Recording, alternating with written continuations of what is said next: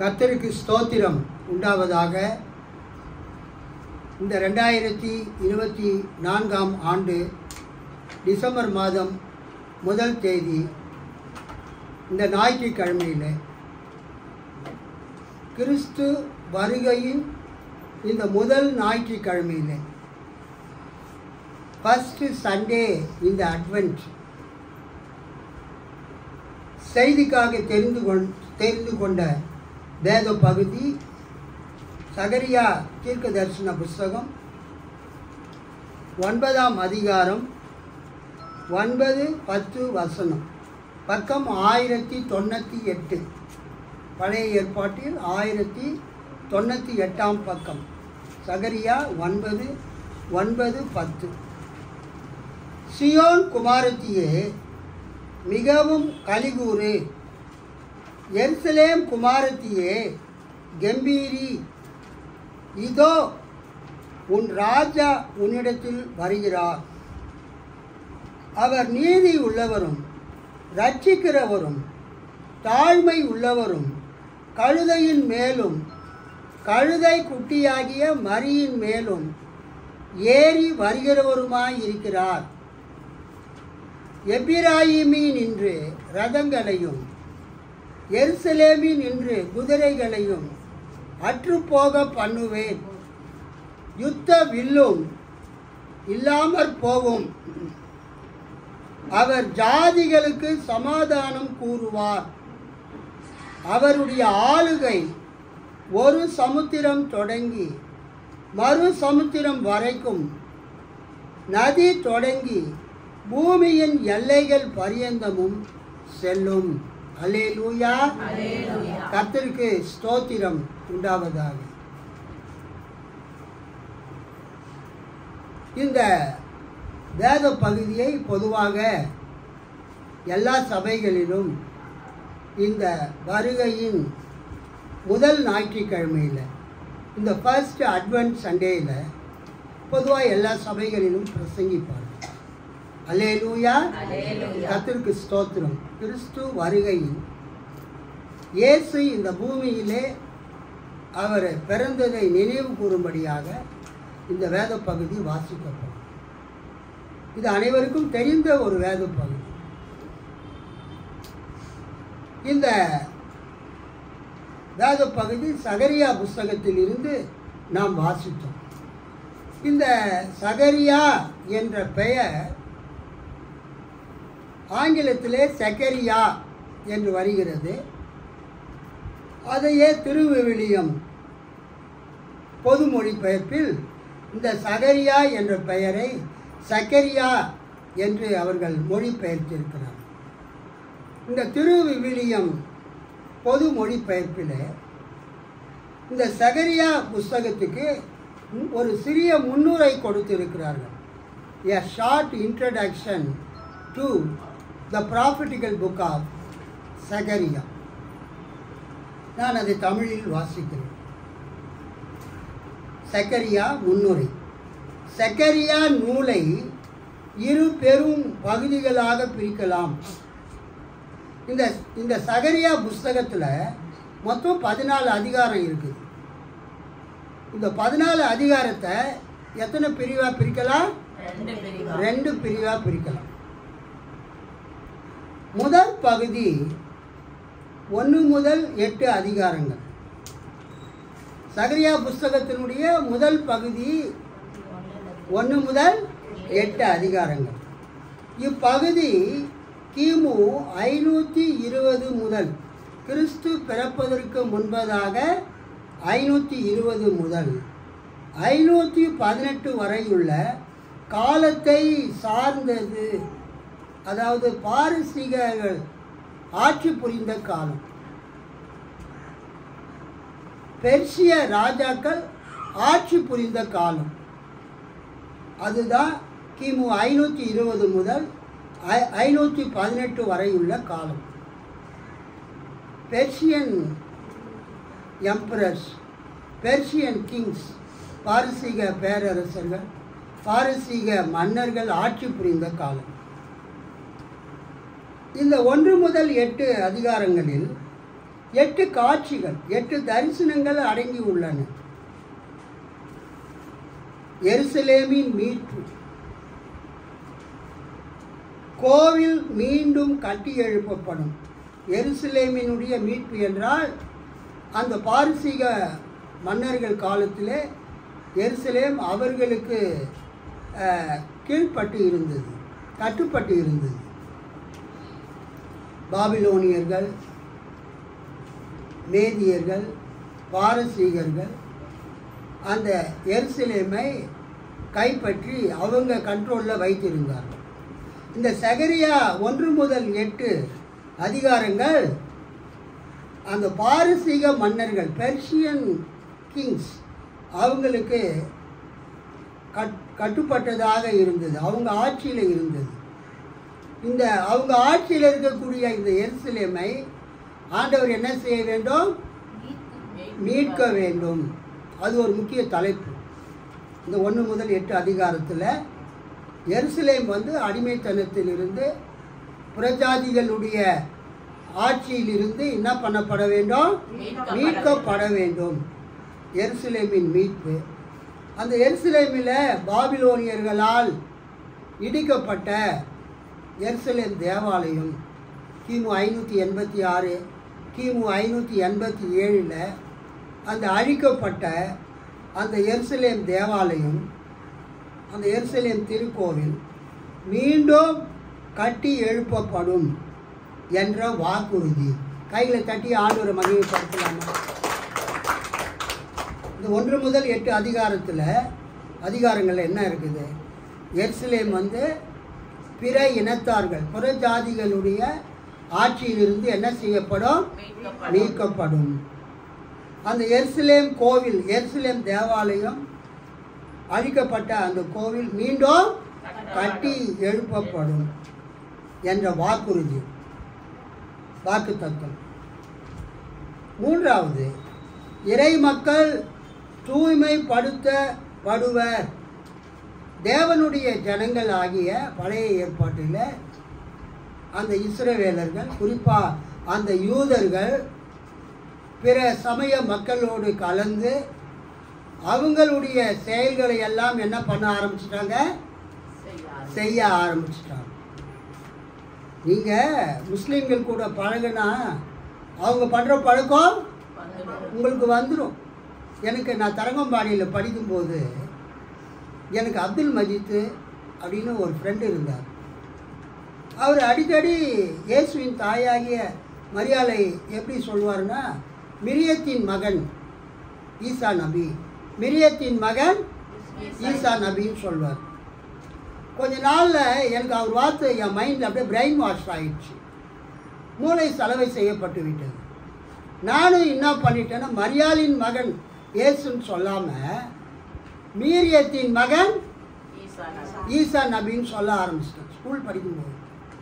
So அதனால நம்ம பிற இனத்தார்கிட்ட, பிற மதத்தினர்கிட்ட பழகும்போது ரொம்ப ஜாக்கிரதையாக பழகணும். அல்லேலூயா, கர்த்தருக்கு ஸ்தோத்திரம். விக்கிரக வழிபாடு செய்கிறவங்க கூட பழகுனாக்கா அந்த விக்கிரக வழிபாடு உங்களை அட்டாக் பண்ண ஆரம்பிச்சிடும். அல்லேலூயா, கர்த்தருக்கு ஸ்தோத்திரம் உண்டாவதாக.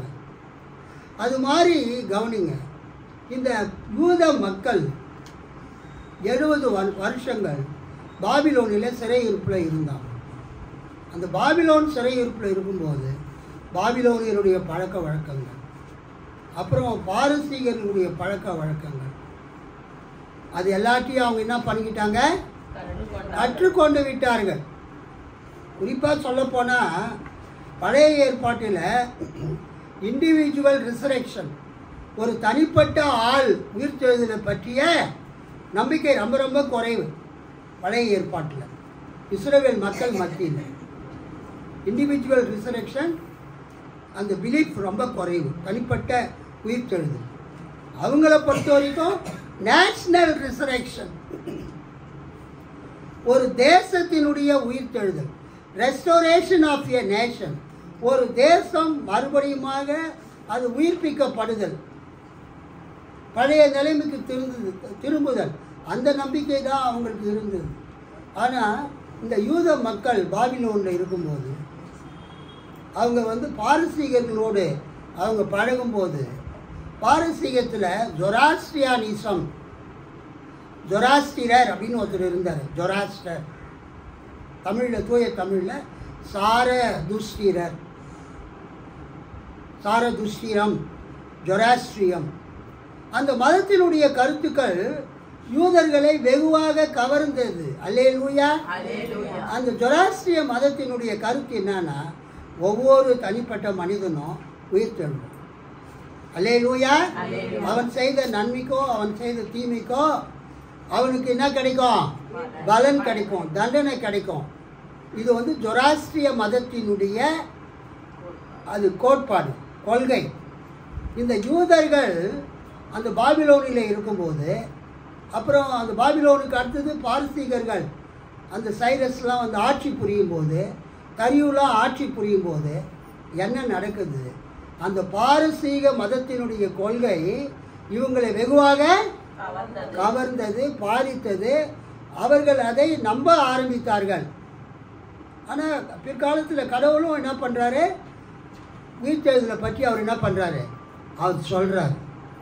ஸோ நம்ம எப்போதுமே அதைத்தான் நம்ம தானியேல் புஸ்தகத்தில் பார்க்குறோம். தானியேல் புஸ்தகத்தில் 12வது அதிகாரத்தில் மருத்துவர் எல்லாரும் என்ன பண்ணுவாங்க? உயிர்த்தெழுவாங்க. பூமியின் தூளிலே நித்திரை பண்ணுகிற அநேகரில் சிலர் நித்திய, அதை படிங்க. தானியேல் 12வது அதிகாரம் 1ஆம் வசனம் 2ஆம் வசனம். ஜனத்தின் புத்திரருக்காக நிற்கிற பெரிய அதிபதியாகிய மிகாவேல் அக்காலத்திலே எழும்புவான். யாதொரு ஜாதியாரும் தோன்றினது முதல் அக்காலம் மட்டும் உண்டாயிராத ஆபத்து காலம் வரும். அக்காலத்திலே புஸ்தகத்தில் எழுதியிருக்கிறவர்களாக காணப்படுகிற உன் ஜனங்கள் அனைவரும் விடுவிக்கப்படுவார்கள். பூமியின் தூளிலே நித்திரை பண்ணுகிறவர்களாகிய அநேகரில் சிலர் நித்திய ஜீவனுக்கும் சிலர் நித்திய நிந்தைக்கும் இகழ்ச்சிக்கும் விழித்து எழுந்திருப்பார்கள். ஒரு அல்லேலூயா சொல்லாமா? ஆக்சுவலாக இது ஒரிஜினலாக பாரசீகத்தில் இருந்த அந்த சாரதுஷ்டிரம், ஜொராஸ்ட்ரிய மதத்தினுடைய கொள்கை. அல்லேலூயா. அதை தானியேல் காலத்தில் வாழ்ந்த அந்த யூத மக்கள், தானியேல் ஆக்சுவலாக அவர் இயேசு பிறக்கிறதுக்கு முன்னால் 600 வருஷத்துக்கு முன்னால் வாழ்ந்திருந்தாலும், இந்த தானியேல் புஸ்தகம் தான் பழைய ஏற்பாட்டிலேயே கடைசியாக எழுதப்பட்ட புஸ்தகம். பழைய ஏற்பாட்டில் கடைசியாக எழுதப்பட்ட புஸ்தகம் என்னது? தானியேல் புஸ்தகம். 167 முதல் 164 வரை கிமு அந்த அந்தியோகஸ் எபிபனஸ், 4ஆம் அந்தியோகஸ் எபிபனஸ் அந்த காலத்தில் அந்த யூதாஸ் மக்கபேயரின் தலைமையில் யூதர்கள் அந்த மக்கபேயருடைய படையினர் அந்த கிரேக்க படை, செலுக்கிய படைகளோடு போரிட்டு அநேகம் மரித்தார்கள். அந்த மரித்தவங்களாம் உயிராக எழுந்திருப்பாங்க. அல்லேலூயா. அதை பற்றிய ஒரு டிஸ்கிரிப்ஷன் தான், விளக்கம் தான் இந்த தானியேல் 12ஆம் அதிகாரம். அது ஆக்சுவலாக எப்போ எழுதப்படுது? 165 அந்த அந்தியோகஸ் எபிபனஸ் 4ஆம் அந்தியோகஸ் எபிபனஸ் அவர் மரிக்கிறதுக்கு முன்னால், அவர் 164 மரிக்கிறார். அவர் மரிக்கிறதுக்கு முன்னால் இந்த தானியேல் புஸ்தகம் ஏறத்தாழ 165 எழுதப்பட்டிருக்கிறது. ஸோ பழைய ஏற்பாட்டிலேயே கடைசியாக சொல்லப்பட்ட தீர்க்க தரிசனம் மல்கியா தீர்க்க தரிசனம். பழைய ஏற்பாட்டில் கடைசியாக சொல்லப்பட்ட தீர்க்க தரிசனம் மல்கியா தீர்க்க தரிசனம். ஆனால் பழைய ஏற்பாட்டில் கடைசியாக எழுதப்பட்ட மறைவெளிப்பாட்டு இலக்கியம், அப்போகாலிப்டிக்கல் லிட்ரேச்சர், மறைவெளிப்பாட்டு இலக்கியத்தில் முதலாவது எழுதப்பட்டது எதுன்னா இந்த தானியேல் புஸ்தகம் தான். அதில் 12ஆம் அதிகாரத்தில் அதில் வரக்கூடிய அந்த 2வது வசனம், இறந்து போய் மண் புழுதியில் உறங்குகிற அனைவருள் பலர் விழித்தெழுவர். அவருள் சிலர் முடிவில்லா வாழ்வு பெறுவர், வேறு சிலரோ வெட்கத்திற்கும் முடிவில்லா இழிவுக்கும் உள்ளாவர். ஸோ இந்த கோட்பாடு, இந்த போதனை பைபிளில் இருந்தாலும் இதை யூதர்கள் யாரிடமிருந்து கற்றுக்கொண்டார்கள்? பாரசீகத்தில் இருந்த அந்த ஜொராஸ்ட்ரிய மதம் அல்லது சாரதுஸ்திர மதம். அந்த ஜொராஸ்ட்ரிய மதத்தை ஏற்படுத்தினவர் ஜாரதுஸ்திரர், ஜொராஸ்டர். அவருடைய கொள்கையை அவங்க யார் பின்பற்றினது? பாபிலோனில் இருந்தவங்க, அந்த பாரசீகத்தில் இருந்தவங்க பின்பற்றினாங்க. அங்கே வாழ்ந்த அந்த யூதர்களும் அந்த கொள்கையை ஏற்றுக்கொண்டார்கள். அல்லேலூயா, நம்ப ஆரம்பித்தாங்க, நம்பினார்கள். ஒவ்வொரு மனிதன் செய்யக்கூடிய நல்ல காரியத்துக்கும் கெட்ட காரியத்துக்கும் அவனுக்கு என்ன உண்டு? பலன் உண்டு. நன்மை செய்தால் உயிராக எழுந்திருப்பாங்க, அவங்க நல்ல பலனை பெறுவாங்க. தீயவர்கள் நித்திய இகழ்ச்சிக்கு எழுந்திருப்பாங்க. இதை நான் ஏன் சொல்றேன்னு சொன்னா, நம்ம மற்றவங்களோடு பழகும்போது ரொம்ப ஜாக்கிரதையா இருக்கணும். அல்லேலூயா. அதனால்தான் விசுவாசிகளோடு பழக வேண்டும்.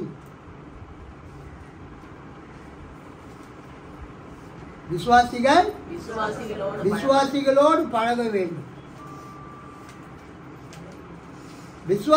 விசுவாசிகளோடு பழகும் போதுதான் அந்த விசுவாசத்தில் நிலைத்து நிற்க முடியும். கர்த்தருக்கு ஸ்தோத்திரம். இப்பொழுது இங்கே நம்ம என்ன பார்க்கிறோம்? இறை மக்கள் தூய்மைப்படுத்தப்படுவர். அந்த 1 முதல் 8 அதிகாரத்தில் 3 கருத்துக்கள் காணப்படுகிறது. அந்த எருசலேம் புறஜாதிகளிடத்தில் இருந்து விடுதலையாக்கப்படும், எருசலேம் தேவாலயம் மீண்டும் கட்டி எழுப்பப்படும் என்கிற வாக்குறுதி, வாக்கு தத்துவம். சிறையிருப்பிலிருந்து வந்த ஜனங்க பிற மக்களோடு கலந்து அவங்களுடைய உபதேசத்தை எல்லாம், அந்த விக்கிரகத்தை எல்லாம் அவங்க வழங்கினதுனால இப்போ அவங்க என்ன பண்ணப்பட்டிருக்கிறாங்க? தூய்மை அடைய வேண்டும். அல்லேலூயா. அந்த எஸ்ரா நெகேமியா காலத்தில் நிறைய யூதர்கள் தங்களுடைய மனைவிமார்களை விவாகரத்து செய்துவிட்டு, மனவிலக்கு செய்துவிட்டு புறஜாதி பெண்களை திருமணம் செய்து கொண்டார்கள். ஸோ மிக்சடு மேரேஜ் இதெல்லாம் ஏற்படும். இதை இந்த 1 முதல் 8 அதிகாரத்தில் பார்த்தோம். அதுக்கு அடுத்தது அதுலேயே 1 முதல் 8 அதிகாரத்தில் மெசியாவின் வருங்கால ஆட்சி ஆகியன சிறப்பாக எடுத்துரைக்கப்படுகின்றன. மெசியாவின் வருங்கால ஆட்சி அப்படின்னா என்ன அர்த்தம்னா, தேவனால் அபிஷேகம் பண்ணப்பட்ட ஒரு அரசர் தாவீதின் சிங்காசனத்திலே உட்கார்ந்து அந்த யூத மக்களை என்ன செய்வார்? ஆட்சி புரிவார், ஆளுகை பண்ணுவார். புறஜாதிகளுடைய ஆளுகையிலிருந்து எருசலேம் விடுதலை ஆகிவிட்டால் அவர்களுக்கு ஒரு அரசர் இருப்பார். அல்லேலூயா. சிறை இருப்புக்கு போனவங்க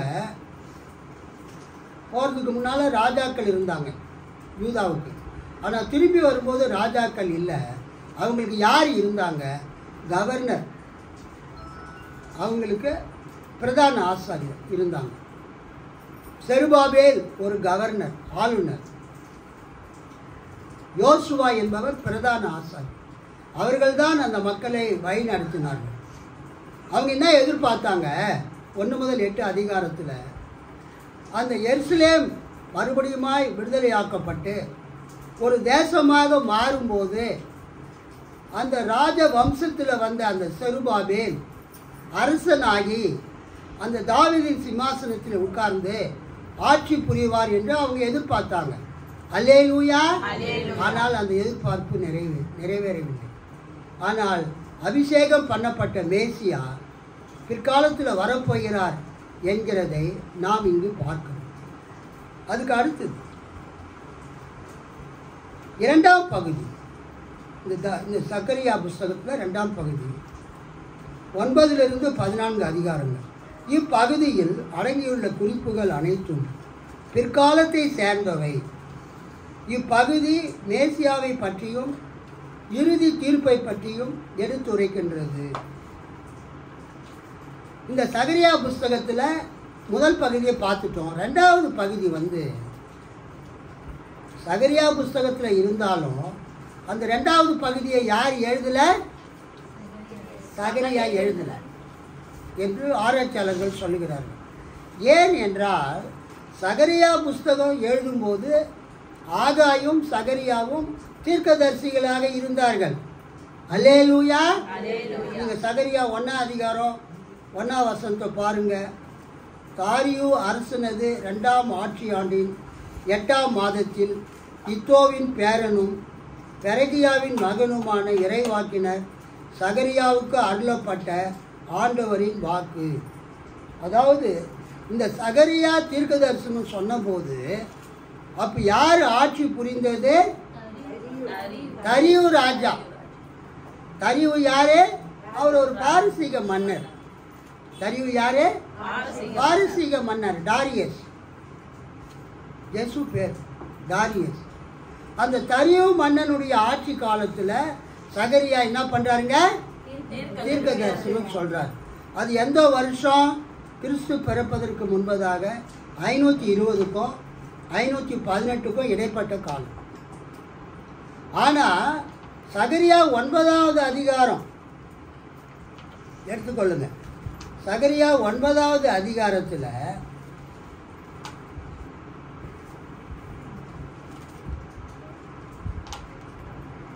நீங்கள் பார்த்தீங்கன்னா அங்கே கிரேக்க மன்னனுடைய பெயர் வருகிறது. சகரியா 9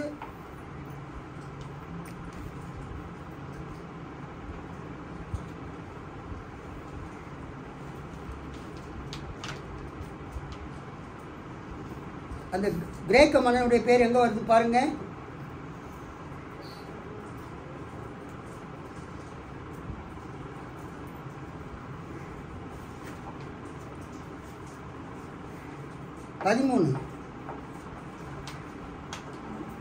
நான் எனக்கென்று யூதாவை நான் ஏற்றி எப்ராயிமிலே வில்லை நிரப்பி சியோனே உன் புத்திரரை கிரேக்க தேச புத்திரருக்கு விரோதமாக எழுப்பி உன்னை பராக்கிரமசாலியின் பட்டயத்துக்கு ஒப்பாக்குவேன்.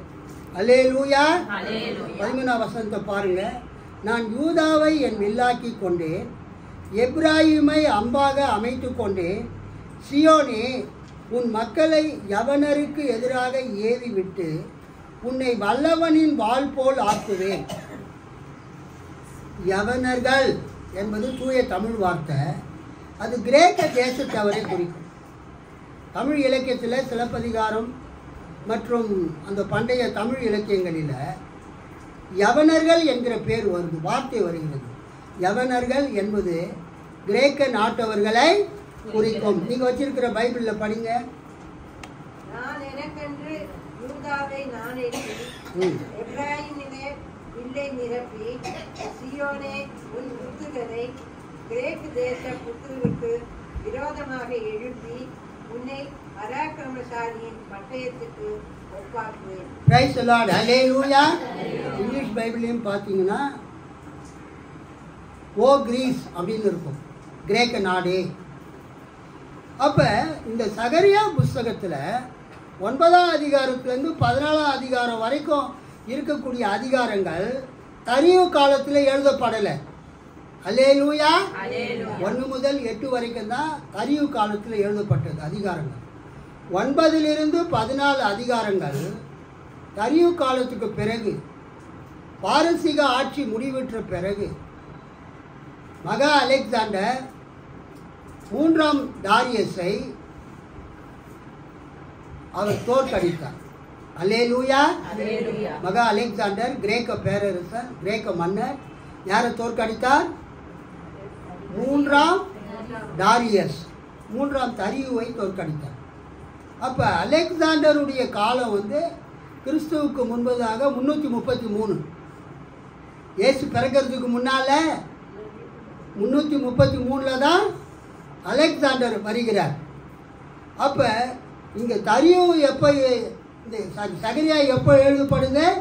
கிமு 520 518. ஆனால் 9ஆம் அதிகாரம் 13 வரக்கூடிய அந்த கிரேக் சியோனே உன் புத்திரரை கிரேக்க தேச புத்திரருக்கு விரோதமாக எழுப்பி உன்னை பராக்கிரமசாலியின் பட்டயத்துக்கு ஒப்பாக்குவேன் அப்படின்னு வர்றதுனால இந்த பகுதி எப்போ எழுதப்படுது? அலெக்சாண்டருடைய காலத்தில் அல்லது அலெக்சாண்டருடைய காலத்துக்கு பிறகு அந்த அந்தியோகு எபிபேனஸ் 4ஆம் அந்தியோகஸ் எபிபேனஸ் காலத்தில் யார் எழுதுன்னு தெரியல, பெயர் தெரியாத ஒரு தீர்க்கதரிசியால் ஒரு மனிதனால் இந்த பகுதி எழுதப்பட்டு அந்த சகரியாவினுடைய முதல் பகுதியோடு இணைக்கப்பட்டது. கை தட்டி ஆண்டவரை மகிழ்வுபடுத்தும். ஸோ சகரியா 1 முதல் 8 தரியு ராஜாவின் காலத்தில் எழுதப்பட்டது. ஆகாய் சகரியா தீர்க்கதரிசிகளாய் யார் காலத்தில் இருந்தாங்க? தரியு ராஜின் காலத்தில். டாரியஸ் அவர் பாரசீக மன்னர். ஆனால் இந்த சகரியா 9 - 14 யார் காலத்தில் எழுதப்படுது? கிரேக்க அரசர்கள் காலத்தில் எழுதப்படுது. அலெக்சாண்டரே வரலாற்றில் 333 தான் வராரு. அப்போ அந்த சகரியா காலத்துக்கு பிறகு ஒரு 200 வருஷம் பொறுத்து, ஒரு 210 220 வருஷம் பொறுத்து தான் இந்த சகரியா 9 - 14 அதிகாரம் எழுதப்படுது. அது யார் எழுதுன்னு தெரியல. யாரோ ஒரு கடவுளுடைய மனிதர் எழுதி அந்த இறைவாக்கை எழுதி தன்னுடைய பேரை போடாமல் ஏற்கனவே இருக்கிற அந்த சகரியா புஸ்தகத்தில் சேர்த்து விட்டார். ஒரு அல்லேலூயா சொல்லாமா? கர்த்தருக்கு ஸ்தோத்திரம். இப்போ பாருங்கள், இந்த சகரியா புஸ்தகத்தை விளக்குறதுக்கே அரை மணி நேரம் ஆயிடுச்சு. பட் இருந்தாலும் பரவாயில்லை. இந்த சகரியா புஸ்தகத்தில் 9ஆம் அதிகாரம் 9-10 வசனத்தில் நம்ம என்ன பார்க்குறோன்னா, இதோ உன் ராஜா உன்னிடத்தில் வருகிறார். அல்லேலூயா. நான் ஏற்கனவே சொல்லிட்டேன், சிறையிருப்புக்கு போனவங்க சிறையிருப்புக்கு போகும்போது அவங்களுக்கு ராஜா இருந்தது. இஸ்ரவேல் மக்களுக்கு 3 முக்கியமான காரியங்கள் இருக்குது. 1 தேசம், 2வது ராஜா, 3வது தேவாலயம். இஸ்ரவேல் மக்களுக்கு முக்கியமானவைகள் என்ன? தேசம், ராஜா, தேவாலயம். Land, king and temple. இவங்க பாபிலோனிய சிறையிருப்புக்கு போகும்போது இந்த 3த்தையுமே இழந்து விட்டார்கள். They lost their land. Their king was defeated and arrested by Nebuchadnezzar's army and taken prison, exiled into Babylon. அந்த ராஜா, யூதா ராஜா போரில் தோற்கடிக்கப்பட்டு சிறைப்பிடிக்கப்பட்டு பாபிலோனுக்கு சிறைப்பிடிக்கப்பட்டு கொண்டு செல்லப்பட்டார். அவங்க மிகவும் நேசித்த எருசலேம் தேவாலயம் இடிக்கப்பட்டது, அழிக்கப்பட்டது, எரிக்கப்பட்டது. ஸோ யூதர்களுக்கு மிகவும் முக்கியமானது 3 காரியங்கள். லேண்டு, தேசம், அவங்களுக்கு கர்த்தர் கொடுத்த ராஜா, 3வது அவங்களுடைய தேவாலயம். கர்த்தர் வாக்கு பண்ணியிருந்தார், தாவீதின் சிம்மாசனத்தில் உட்காருவதற்கு ஆண்மகன் இல்லாமல் போவதில்லை, 2 சாமுவேல் 7ஆம் அதிகாரத்தில். ஆனால் இப்போ அவங்களுக்கு ராஜா இல்லை. இப்போ அவங்க 70 வருஷம் பொறுத்து அவங்க திரும்பி அந்த யூதா தேசத்துக்கு வரும்போது அந்த ஆகாய் சகரியா அங்கே இருந்த எல்லா மக்களும் என்ன நினச்சாங்க, நம்ம இந்த புறஜாதிகளை எல்லாம் தோற்கடித்து இந்த செருபாபேலை கவர்னராக இருக்கிறவரை தாவீதின் சிங்காசனத்திலே அமர வைத்து அந்த தாவீதினுடைய ஆட்சியை நம்ம தொடரலாம் என்று நினைத்தார்கள். ஆனால் அது நடைபெறவில்லை. ஆனால் கர்த்தர் சொல்கிறாரு, நான் உங்களுக்கு வேற ஒரு ராஜாவை அனுப்புவேன். அல்லேலூயா. நான் உங்களுக்கு ஒரு மேசியாவை அனுப்புவேன். நான் உங்களுக்கு ஒரு அரசரை அனுப்புவேன். அவர் வந்து உங்களை ஆட்சி புரிவார். அல்லேலூயா. அவர் தான் கர்த்தராகிய இயேசு கிறிஸ்து. அவங்க செருபாபேல் அல்லது வேற ஒருத்தர் மேசியா வருவாருன்னு நினைச்சாங்க. ஆனால் இங்கே கர்த்தர் தீர்க்கதரிசியின் மூலமா என்ன சொல்றாரு? வேறு ஒருத்தர் மேசியா வருவார். அவர் எப்படி வருவார்? 9ஆம் வசனம், சீயோன் குமாரத்தியே மிகவும் கலிகூறு, எருசலேம் குமாரத்தியே கம்பீரி. குமாரத்தி என்றால் ஒன்லி பெண்கள் கிடையாது. சியோனில் இருக்கிற மக்களே, எருசலேமில் இருக்கிற மக்களே. சியோன் என்றாலும் எருசலேம் என்றாலும் அது ஒரே நகரத்தை குறிக்கிறது. நான் ஏற்கனவே சொல்லியிருக்கிறேன். சியோனில் இருக்கிற மக்களே கலிகூறுங்க. எருசலேம் குமாரத்தியே, எருசலேமில் இருக்கிற மக்களே கம்பீரியுங்கள். இப்போ நீங்கள் ராஜா இல்லாமல் இருக்கிறீங்க. அல்லேலூயா. அந்நிய ஆட்சியில் இருக்கிறீங்க. பாபிலோனியர்கள் ஆட்சி புரிந்தார்கள், பாரசீகர்கள் ஆட்சி புரிந்தார்கள், மேதியர்கள் ஆட்சி புரிந்தார்கள், பாரசீகர்கள் ஆட்சி புரிந்தார்கள். இப்போ உங்களை யார் ஆட்சி புரிகிறது? கிரேக்கர்கள் ஆட்சி புரிகிறாங்க. அலெக்சாண்டருடைய வம்சத்தில் வந்தவங்க. ஆனால் நான் உங்களுக்கு ராஜாவை அனுப்புகிறேன். அல்லேலூயா.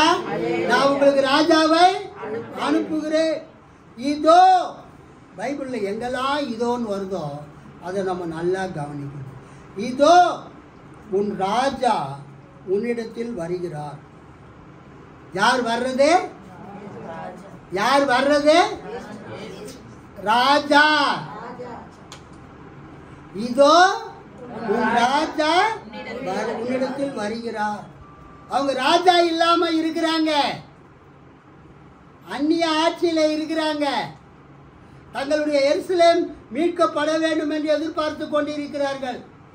தங்களுடைய ஆலயம் திரும்ப கட்டப்பட வேண்டும் என்று எதிர்பார்த்து கொண்டிருக்கிறார்கள். கடவுளுடைய வாக்குறுதி நிறைவேறும் என்று எதிர்பார்த்து கொண்டிருக்கிறார்கள். மேசியாவின் வருங்கால ஆட்சியை எதிர்பார்த்து கொண்டிருக்கிறார்கள். அவங்களுக்கு என்ன தீர்க்க தரிசனம் வருது? இதோ உன் ராஜா வருகிறார், உன்னிடத்தில் வருகிறார். அவர் நீதி உள்ளவரும் ரட்சிக்கிறவரும் தாழ்மை உள்ளவரும், நீதி உள்ளவரும் ரட்சிக்கிறவரும் தாழ்மை உள்ளவரும், கழுதையின் மேலும் கழுதை குட்டியாகிய மரியின் மேலும் ஏறி வருகிறவருமாய் இருக்கிறார். கை தட்டி ஆண்டவரை மகிமைப்படுத்துவார். இயேசு எருசலேமுக்கு அவர் நுழையும் போது வெற்றி வேந்தராக ஒரு ராஜாவை போல குருத்தோலை ஞாயிற்றுக்கிழமையிலே அவர் நுழையும் போது அவர் எதன் மேலே போனாரே? கழுதையின் மேல். ஒருவரும் ஏறியிராத கழுதை, அதன் மேலே அவர் ராஜாவாக எருசலேமுக்குள் பவனி சென்றார். ஸோ இங்கு சொல்லப்பட்டிருக்கிற ராஜா இயேசுவை குறிக்கிறது. அல்லேலூயா. இயேசுவினுடைய வருகையை குறிக்கிறது. இயேசுவினுடைய பிறப்பை குறிக்கிறது. 10ஆம் வசனம், எபிராயிமின் என்று ரதங்களையும் எருசலேமின் என்று குதிரைகளையும் அற்றுப்போக பண்ணுவேன், யுத்த வில்லும் இல்லாமற் போகும், அவர் ஜாதிகளுக்கு சமாதானம் கூறுவார். அல்லேலூயா. இன்னைக்கு நான் காலையில் அந்த வாக்குத்தத்த வசனம் அனுப்பும்போது இந்த வசனத்தை தான் அனுப்பிச்சேன். அவர் ஜாதிகளுக்கு சமாதானம் கூறுவார். உங்கள் பைபிளை பாருங்க, 1099 பக்கம், சகரியா 9ஆம் அதிகாரம் 10ஆம் வசனத்தில் நடுவில் அவர் ஜாதிகளுக்கு சமாதானம் கூறுவார். இங்கே தமிழில் கூறுவார்னு இருக்குது. இங்கிலீஷில் பாருங்க, he shall command. என்னதுங்க? he shall command peace to the nations. அவர் தேசங்களுக்கு சமாதானத்தை கட்டளையிடுவார். அல்லேலூயா. இயேசு கிறிஸ்து தேசங்களுக்கு என்ன பண்ணுவாரு? சமாதானத்தை கட்டளையிடுவார். நம்ம வச்சிருக்கிற தமிழ் பைபிளில் அவர் சமாதானத்தை கூறுவார்னு இருக்குது, ஓல்டு வெர்ஷனில். அந்த திருவிவிலியத்தில் எப்படி இருக்குது? பொது மொழிபெயர்ப்பில் வேற்றினத்தாருக்கு அமைதியை அறிவிப்பார். He will declare peace to the nations, to the Gentile nations. இங்கிலீஷில் he will command peace to the nations. நான் எடுத்துக்கொண்ட இன்றைக்கு தலைப்பே இயேசு கிறிஸ்து இந்த பூமிக்கு வந்ததுக்கு பல காரணங்கள் இருக்கும். அதில் இன்னைக்கு நான் பேச போகிறது என்னன்னா, அவர் நமக்கு சமாதானத்தை கொடுக்கும்படியாக வந்திருக்கிறார். நல்லா உற்சாகமாக கைகள். இயேசு கிறிஸ்துவின் வருகையின் காலத்தில், இந்த வருகையின் முதல் ஞாயிற்றுக்கிழமையில், ஃபர்ஸ்ட் அட்வென்ட் சண்டேயில் இயேசு எதற்காக இந்த பூமிக்கு வந்தார், இதோ உன் ராஜா உன்னிடத்திற்கு வருகிறார் என்று சொல்லப்பட்ட அந்த வேத வசனம், அதை பற்றி படிக்கும்போது இயேசு எதற்காக இந்த பூமிக்கு வந்தார் என்றால், அவர் ஜாதிகளுக்கு சமாதானம் கூறுவார்.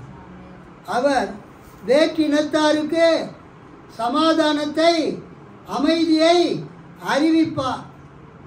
He will command peace to the nations. இப்போ நம்ம பார்க்குறோம், குடும்பங்களில் பார்க்குறோம். இந்த டிவி பார்த்தீங்கன்னா, அந்த ஏஆர் ரஹ்மான் மனைவி இல்லை 29 வருஷம் அந்த ஐயா கூட வாழ்ந்துட்டு நான் அவரை விவாகரத்து பண்ணுறேன்னு அறிவிக்கிறேன். அவர்கிட்ட கிட்டார் வாசிக்கிற ஒரு பொண்ணு, நானும் என்னுடைய கணவரை விவாகரத்து பண்ணுறேன்னு அந்த பொண்ணு அறிவிக்குது. அப்புறம் என்னான்னு கேட்டால், ஏஆர் ரஹ்மான் வந்து எனக்கு அப்பா மாதிரி, என்னையும் அவரை இணைச்சி பேசாதீங்கன்னு சொன்னாங்க. நிறைய சினிமா நடிகர் நடிகைகள் தங்களுடைய மனைவிகளை என்ன செய்கிறாங்க, விவாகரத்து பண்ணுறாங்க. அவங்களாம் செல்வ செழிப்பில் அவங்க மிதக்கிறாங்க. ஒருத்தவங்க சொத்துக்களை பார்த்தீங்கன்னா 1000 கோடி 2000 கோடின்னு கோடிக்கணக்கான சொத்துக்களை அந்த சினிமாவில் மியூசிக்கில் அவங்க சம்பாதிச்சுட்டு அது செலவு பண்ணது வழி தெரியாமல், என்னம்மா கீர்த்தனா, அவங்க ஏதோ கடைக்கு போய் டீ குடிக்கிற மாதிரி, இந்த டீ நல்லா இல்லை வேறு டீ போடுங்கன்னு சொல்கிற மாதிரி, they exchange their wives, divorce their wives. நான் ரொம்ப பாதிக்கப்பட்டது இந்த மத்திய கிழக்கு நாடுகள் நடைபெற்ற போர். இஸ்ரேல், பாலஸ்தீன், காசா, அதைத் தொடர்ந்து ஈரான், அதைத் தொடர்ந்து லெபனான். எவ்வளோ பேர் செத்தாங்க, கணக்கு வழக்கு இல்லாமல் செத்து போயிட்டாங்க. பிபிசியில் ஒரு டாக்குமெண்ட்ரி வெளியிட்டிருக்காங்க. அது இங்கிலீஷில் நான் நேற்று நைட்டு தான் பார்த்தேன். இந்த போர் நிறுத்தம் ஏற்பட்ட பிறகு இஸ்ரேல் லெபனான் சீஸ் ஃபயர், இஸ்ரேலுக்கும் லெபனானுக்கும் அந்த அங்கே இருக்கிற ஹிஸ்புல்லா தீவிரவாதிகளுக்கு இடையில போர் நிறுத்தம் ஏற்பட்ட பிறகு பிபிசி அந்த இன்டர்வியூ பண்ணுறது மக்களை கேட்குறாரு, இந்த போர் நிறுத்தத்தை பற்றி நீங்கள் என்ன நினைக்கிறீங்க? ஐயோ, நாங்கள் ரொம்ப சந்தோஷமாக இருக்கிறோம், சண்டையே இனிமேல் நடக்கக்கூடாது. அல்லேலூயா. அந்த பிபிசி இன்டர்வியூவில் அந்த லெபனானில் இருக்கிற மக்கள் சொல்கிறாங்க, எங்களுக்கு இப்போ தாங்க மகிழ்ச்சியாக இருக்குது, எங்கள் வீடெல்லாம் இடிஞ்சு கிடக்குதுங்க. ஒரு பையன் சொல்கிறான், நான் ஸ்கூலுக்கு போயிட்டு வந்து என்னுடைய பேக்கெல்லாம் கீழே வச்சுட்டு இந்த இடத்துல தான் உட்காருவேன், அந்த இடத்த காமிக்கணும், அதெல்லாம் இடிஞ்சு கிடக்குது. ஸோ அவங்க சொல்கிறாங்க, எங்களுக்கு இந்த போர் நிறுத்தம் ஏற்பட்டது மிகவும் மகிழ்ச்சி, நாங்கள் சந்தோஷமாக இருக்கிறோம், எங்கள் வீடெல்லாம் இடிஞ்சு கிடக்குது, அதை பற்றி நாங்கள் கவலைப்படல, திரும்ப நாங்கள் கட்டிடுவோம். ஆனால் இந்த சண்டை நின்னதே எங்களுக்கு மிகவும் மகிழ்ச்சி, ரொம்ப சந்தோஷம்.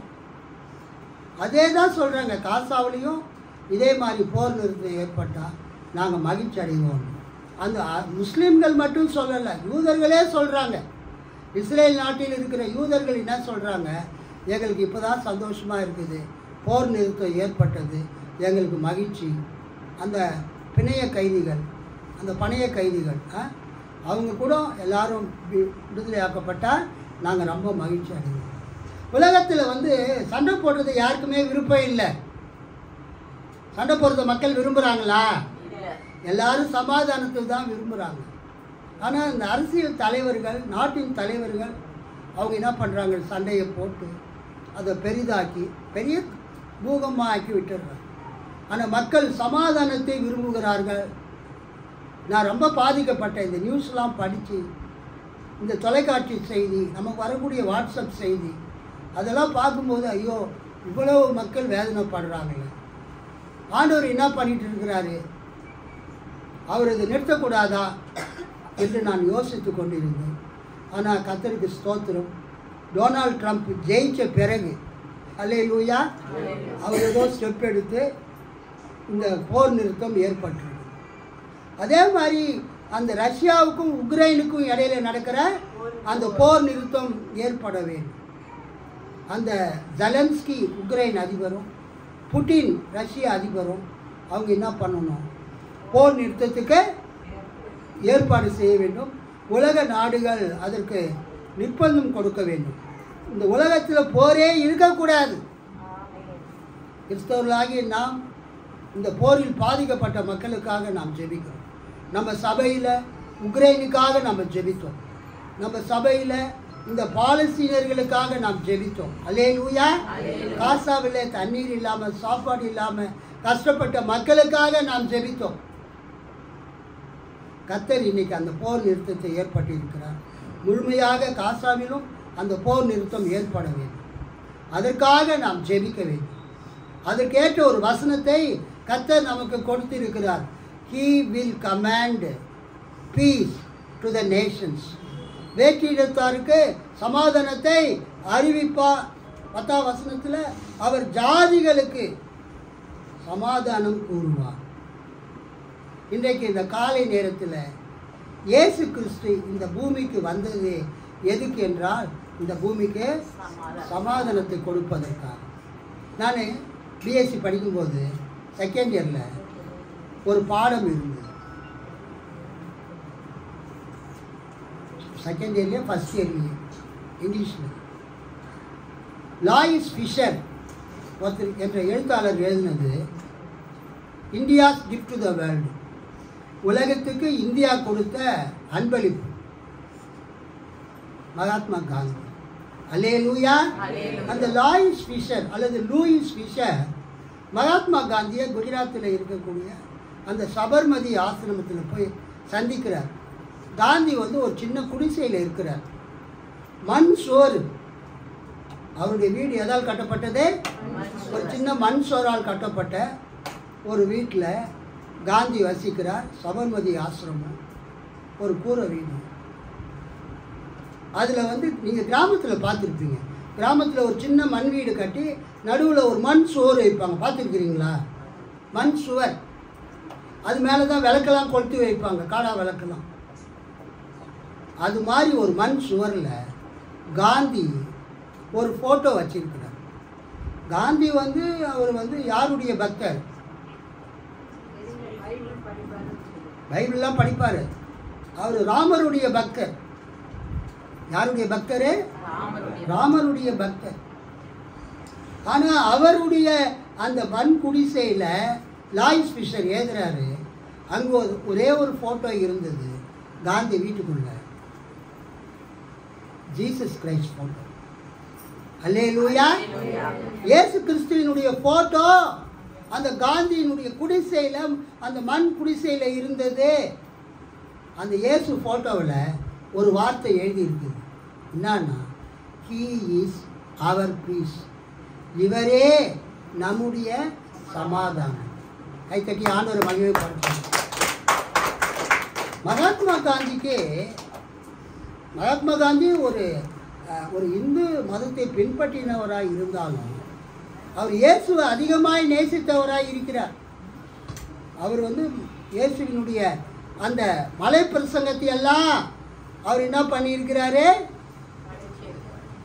அவர் படிப்பார். டைமெல்லாம் பார்க்காதீங்க. மணி இப்போதான் 11 ஆகுது. ஃபேன் ஆஃப் பண்ணிட்டீங்க, குளிர்ந்தான். எபேசியர் 2வது அதிகாரம். எபேசியர் 2வது அதிகாரம் 14-18. எப்படி எனில் பக்கம் 265 புதிய ஏற்பாட்டில், எப்படியெனில் அவரே நம்முடைய சமாதான காரணராகி, எப்படியெனில் அவரே நம்முடைய சமாதான காரணராகி இரு திறத்தாரையும் ஒன்றாக்கி பகையாக நின்ற பிரிவினையாகிய நடுசுவரை தகர்த்து சட்ட திட்டங்களாகிய நியாயப்பிரமாணத்தை தம்முடைய மாம்சத்தினாலே ஒழித்து இரு திறத்தாரையும் தமக்குள்ளாக ஒரே புதிய மனுஷனாக சிருஷ்டித்து இப்படி சமாதானம் பண்ணி பகையை சிலுவையினால் கொன்று அதனாலே இரு திறத்தாரையும் ஒரே சரீரமாக தேவனுக்கு ஒப்புரவாக்கினார். அல்லாமலும் அவர் வந்து தூரமாயிருந்த உங்களுக்கும் சமீபமாயிருந்த அவர்களுக்கும் சமாதானத்தை சுவிசேஷமாக அறிவித்தார். அந்தபடியே நாம் இரு திறத்தாரும் ஒரே ஆவியினாலே பிதாவினிடத்தில் சேரும் ஸ்லாக்கியத்தை அவர் மூலமாய் பெற்றிருக்கிறோம். அல்லேலூயா. நம்ம எபேசியர் 2ஆம் அதிகாரத்தை நம்ம இங்கிலீஷில் நான் வாசிக்கிறேன், நீங்கள் கவனிங்க. எபேசியர் 2ஆவது அதிகாரம் 14ஆம் வசனம். For he is our peace. இந்த வசனத்தை தான் மகாத்மா காந்தி இயேசுவின் ஃபோட்டோக்கு கீழே எழுதி வச்சிருந்தார். என்ன எழுதி வச்சிருந்தாரு? He is our peace. எபேசியர் 2:14. For he is our peace, who had made us both one, and has broken down the dividing wall of hostility. அவரே நம்முடைய சமாதான காரணராகி இரு திறத்தாரையும் ஒன்றாக்கி பகையாக நின்ற பிரிவினையாகிய நடுச்சுவரை தகர்த்தார். மனிதர்களுக்கு இடையிலே இருக்கக்கூடிய அந்த பகைமை என்ற அந்த பிரிவினை சுவரை இயேசு கிறிஸ்து தகர்த்தார். கைத்தட்டி ஆண்டவரை மகிமைப்படுத்தும். இந்த கிறிஸ்துமஸ் காலத்தில், இந்த வருகையின் முதல் ஞாயிற்றுக்கிழமையில் இயேசு எதற்காக இந்த பூமிக்கு வந்தார்? நமக்கு சமாதானத்தை கொடுக்கும்படியாக. அல்லேலூயா. அதைத்தான் சகரியா 9ஆம் அதிகாரம் 9:10 பார்க்கிறோம். சியோன் குமாரத்தியே என்ன பண்ணே? மகளே சியோன் மகிழ்ந்து களிகூர், மகளே எருசலேம் ஆர்ப்பரி, இதோ உன் அரசர் உன்னிடம் வருகிறார். அல்லேலூயா. பெத்லகேமிலே பிறந்த இயேசு கிறிஸ்து அவர் அரசர். அல்லேலூயா. அவர் சமாதான கர்த்தர். நம்ம பைபிளில் பார்த்தோம்னா ஏசாயாவில் நமக்கு ஒரு பாலகன் பிறந்தார், நமக்கு ஒரு குமாரன் கொடுக்கப்பட்டார், கர்த்தத்துவம் அவர் தோளின் மேல் இருக்கும், அவர் நாமம் அதிசயமான ஆலோசனை கர்த்தர், வல்லமையுள்ள தேவன், நித்திய பிதா, சமாதான பிரபு, பிரின்ஸ் ஆஃப் பீஸ். இயேசு கிறிஸ்து நம்முடைய சமாதான காரணர், நமக்கு சமாதானத்தை கொடுக்க வந்தவர். நமக்கு தனிப்பட்ட வாழ்க்கையிலே சமாதானத்தை கொடுக்க இயேசு வந்தார். நம்ம குடும்பத்திலே சமாதானத்தை கொடுக்க இயேசு வந்தார். தேசங்களுக்கு இடையில் இருக்கக்கூடிய அந்த பிரச்சனைகளை தீர்த்து சமாதானத்தை கொடுக்கும்படியாக இயேசு வந்திருக்கிறார். ஒரு சில வசனங்களை நான் சொல்லுகிறேன், நீங்கள் குறித்து கொள்ளுங்கள். எல்லா வசனத்தையும் சொல்லி நான் பிரசங்கம் பண்ணுறதுக்கு எனக்கு டைம் இல்லை. இயேசு கிறிஸ்து சமாதான கர்த்தராக வந்திருக்கிறார். பிரின்ஸ் ஆஃப் பீஸ், சமாதான கர்த்தர். சங்கீதம் 46:8-10. சங்கீதம் 72:8. ஏசாயா 11:6-9. ஏசாயா 57:19. ஓசியா 2:18. மீகா 4:1-4. எபேசியர் 2:14-18. மேற்கண்ட வசனங்கள் இயேசு கிறிஸ்து சமாதான கர்த்தராக, சமாதான பிரபுவாக, சமாதானத்தின் அரசராக இந்த பூமியிலே பிறந்தார் என்கிற செய்தியை இந்த பகுதியில் பார்க்கிறோம். நாம் இந்த உலகத்தில் சமாதானம் ஏற்படுவதற்கு நாம் காரணராக இருப்போம். இயேசுவின் பிள்ளைகளாகிய நாம் இந்த உலகத்தில் என்ன ஏற்பட வேண்டும்? சமாதானம் ஏற்பட வேண்டும். அதற்கு நீங்களும் நானும் காரணமாக இருக்க வேண்டும். சமாதான கர்த்தராகிய, சமாதான பிரபுவாகிய, சமாதானத்தின் அரசராகிய இயேசு உங்களையும் என்னையும் சமாதானத்தை பரப்புகிற மக்களாக, சமாதானத்தை பிறருக்கு கொடுக்கிற மக்களாக நம்மை மாற்றுவாராக. கர்த்தர் உங்களை ஆசீர்வதிப்பாராக. நாம் எல்லாரும் எழுந்து நிற்போம். கர்த்தரை நோக்கி ஜெபிப்போம். God bless you all. Amen.